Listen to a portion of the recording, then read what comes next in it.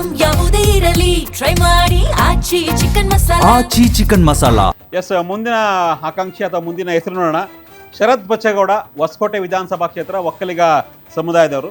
ಡಿ.ಕೆ. ಶಿವಕುಮಾರ್ ಅವರಿಗೆ ಅತ್ಯಾಪ್ತರು ಶರತ್ ಬಚ್ಚೇಗೌಡರು. ಹಂಗನ್ಬಿಟ್ಟು ಬಣ ರಾಜಕಾರಣ ಅಲ್ಲ, ಸಿದ್ದರಾಮಯ್ಯ ಕೂಡ ಆಪ್ತರಾಗೇ ಇರ್ತಾರೆ. MTB ನಾಗರಾಜ್ ಮಾಜಿ ಮಿನಿಸ್ಟ್ರು, ಅಲ್ಲಿ MLC, ಅವರ ವಿರುದ್ಧ 2 ಬಾರಿ ಗೆಲುವನ್ನು ಸಾಧಿಸಿದ ಹೊಸಕೋಟೆಯಲ್ಲಿ.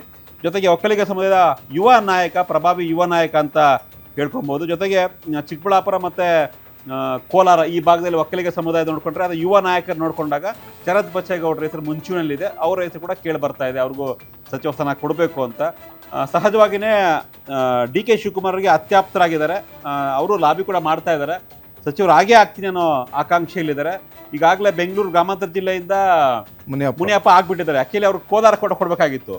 ಅವರು ದೇವನಹಳ್ಳಿಯಲ್ಲಿ ಸ್ಪರ್ಧೆ ಮಾಡಿ ಗೆದ್ದಿದ್ರಿಂದ ಬೆಂಗಳೂರು ಗ್ರಾಮಾಂತರ ಅನ್ನೋ ಲೆಕ್ಕಾಚಾರ ಇದೆ. ಬಟ್ ಬೆಂಗಳೂರು ಗ್ರಾಮಾಂತರ ಹೊಸಕೋಟೆ ಕ್ಷೇತ್ರದಲ್ಲಿ ಸಾಕಷ್ಟು ವರ್ಷಗಳಿಂದ ಇದ್ದಾರೆ ಶರತ್ ಬಚ್ಚೇಗೌಡರು, ಅವ್ರ ತಂದೆ ಬಚ್ಚೇಗೌಡರು. ಹಾಗಾಗಿ ಶರತ್ ಬಚ್ಚೇಗೌಡರಿಗೆ ಒಂದು ಅವಕಾಶ ಕೊಡಬೇಕು ಅನ್ನೋ ಲೆಕ್ಕಾಚಾರ ಇದೆ. ಏನಿದೆ ಅಪ್ಡೇಟ್ಸು? ಅಂದರೆ ಶರತ್ ಬಚ್ಚೇಗೌಡ ಇತ್ತೀಚೆಗೆ ಕಾಂಗ್ರೆಸ್ ಪಕ್ಷ ಸೇರ್ಪಡೆ ಆದರೂ ಕೂಡ ಕಾಂಗ್ರೆಸ್ಗೆ ಚೆನ್ನಾಗಿ ಒಪ್ಕೊಬಿಟ್ರು. ಹೌದು, BJPಯಲ್ಲಿದ್ದಾಗ ಅಲ್ಲಿ ಚೆನ್ನಾಗಿ ಆಗ ಆ ಸಂಸ್ಕೃತಿ ಇದಕ್ಕೆ ಹೆಂಗೆ ಬೇಕಾಗಿತ್ತೋ ಹಂಗಿದ್ರು. ಕಾಂಗ್ರೆಸ್ ಈಗ ಹೆಂಗೆ ಬೇಕೋ ಹಂಗಿದ್ದಾರೆ. ಜೊತೆಗೆ ಇತ್ತೀಚೆಗೆ ರಾಹುಲ್ ಗಾಂಧಿ ಬಂದಾಗ ಯಾವುದೇ ಭಾಷಣಗಳು ನೋಡಿ ಶರತ್ ಬಚ್ಚೇಗೌಡರ ಮೊದಲ ಆಯ್ಕೆ, ಡಿ.ಕೆ. ಶಿವಕುಮಾರ್ ಅವರ ಮೊದಲ ಆಯ್ಕೆ ಭಾಷಾಂತರ. ಯಾಕಂತ ಹೇಳಿದ್ರೆ ಅಮೆರಿಕದಲ್ಲೂ ಎಲ್ಲೋ ವಿದೇಶದಲ್ಲಿ ಓದ್ಕೊಂಡು ಬಂದು ಕನ್ನಡವನ್ನು ಅಷ್ಟು ಸ್ಪಷ್ಟವಾಗಿ, ಅಷ್ಟು ನಿರರ್ಗಳವಾಗಿ, ಇಂಗ್ಲೀಷು ಹಿಂದಿಯಲ್ಲಿ ಮಾತಾಡಿದ್ದನ್ನು ಭಾಳಷ್ಟು ಸ್ಪಷ್ಟವಾಗಿ ಕನ್ನಡಕ್ಕೆ ತರ್ಜುಮೆ ಮಾಡಿ ಹೇಳುವಂಥದ್ದು. ಜೊತೆಗೆ 2ನೇ ಬಾರಿ ಗೆದ್ದಿರುವಂಥವರಲ್ಲಿ ಹಲವರು ಲಾಬಿ ಮಾಡ್ತಾ ಇದ್ದಾರೆ. ಆ ಹಲವರಲ್ಲಿ ಮೊದಲ ಹೆಸರು ಶರತ್ ಬಚ್ಚೇಗೌಡರದು. ನಮ್ಮ ಕ್ಷೇತ್ರ ಬೇರೆ ಹೊಸಕೋಟೆ, ಆಗ್ಬೇಕಪ್ಪ ಮಿನಿಸ್ಟ್ರು, 2 ಬಾರಿ ಆಗಿದ್ದಾರೆ.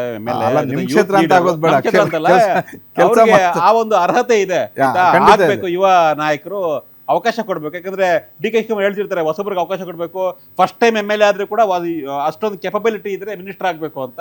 ಸೊ ಆ ಕೆಪಾಸಿಟಿ, ಆ ಕೆಪಬಿಲಿಟಿ ಶರತ್ ಬಚ್ಚೇಗೌಡರಿಗಿದೆ. ಆಗ್ಲಿ 2 ಸಲ ಸಚಿವರ ಶಾಸಕರಾಗಿದ್ದಾರೆ. ಆಗೋದಕ್ಕೆ ಏನೆಲ್ಲ ತಂತ್ರಗಾರಿಕೆ ಮಾಡ್ಬೇಕು ಅದನ್ನೆಲ್ಲ ಮಾಡ್ತಿದ್ದಾರೆ. ಡಿ.ಕೆ. ಶಿವಕುಮಾರ್ ಜೊತೆಗೆ ಸಿದ್ದರಾಮಯ್ಯ ಅವರನ್ನು ಪದೇ ಪದೇ ಭೇಟಿ ಮಾಡಿದ್ದಾರೆ.